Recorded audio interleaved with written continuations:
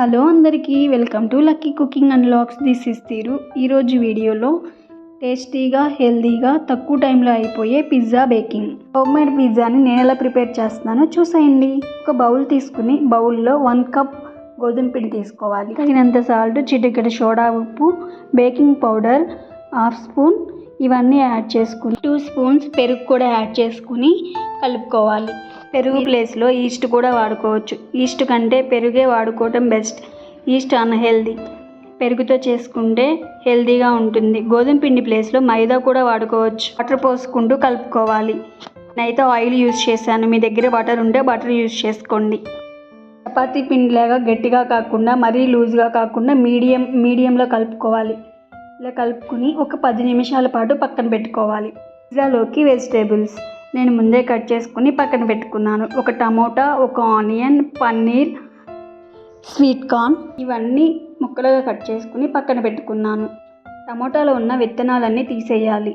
ఇలా పొడవుగా కట్ చేసుకోవాలి. పన్నీర్ని చిన్న చిన్న పీసులుగా కట్ చేసుకోవాలి. మీ దగ్గర ఉంటే క్యాప్సికమ్, మష్రూమ్స్ ఇవన్నీ పిజ్జాకి యూజ్ చేయొచ్చు.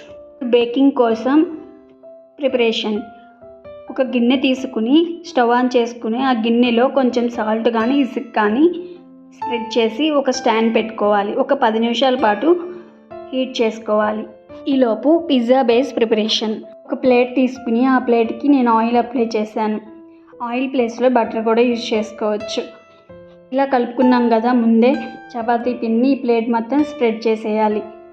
స్ప్రెడ్ చేసుకున్న తర్వాత ఒక ఫోర్క్ తీసుకుని హోల్స్ లాగా పెట్టుకోవాలి. ఈ పిజ్జా బేస్కి mayonnaise, Schezwan chutney, pizza sauce ఇవన్నీ ఉండాలి. కానీ అవి నా దగ్గర లేవు కాబట్టి టమాటా కచప్ ఆ బేస్ మొత్తానికి అప్లై చేశాను. వెజిటేబుల్స్ అన్నీ ఆ బేస్ మొత్తంపై యాడ్ చేసుకుని pepper powder, oregano, tomato ketchup కూడా వీటన్నిటిపై మళ్ళీ అప్లై చేసుకుని ఇలా చీజ్ని ముక్కలుగా కట్ చేసుకుని వీటన్నిటి మీద యాడ్ చేశాను. చీజ్ ఎంత ఎక్కువ ఉంటే అంత టేస్టీగా ఉంటుంది. దగ్గర చీజ్ క్యూబ్ ఉంటే తురుముకుని యాడ్ చేసుకోండి. బేకింగ్ కోసం 10 మినిట్స్ హీట్ చేసుకున్నాం కదా, దానిలోకి ఈ పిజ్జా బేస్ ప్లేట్ని పెట్టేసుకుని ఒక 30 మినిట్స్ బేక్ చేసుకోవాలి. మధ్య మధ్యలో చెక్ చేసుకోవచ్చు. గోధుమ పిండితో బేస్ ప్రిపేర్ చేసాం కదా, కొంచెం మందంగా చేసుకోండి ప్లేట్లో. అది బేక్ అవుతుంది, పొంగుతుంది. చూసారు కదా, చీజ్ మొత్తం మెల్ట్ అయిపోయింది.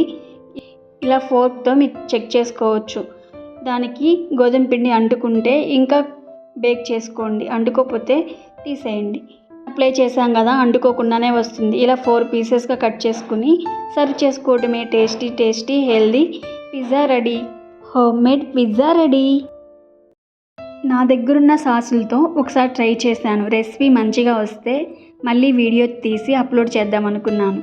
రెసిపీ బాగా వచ్చింది, అందుకనే వీడియో తీసి అప్లోడ్ చేస్తున్నాను. మీ దగ్గరున్న సాసులతో మీరు ఒకసారి ట్రై చేయండి.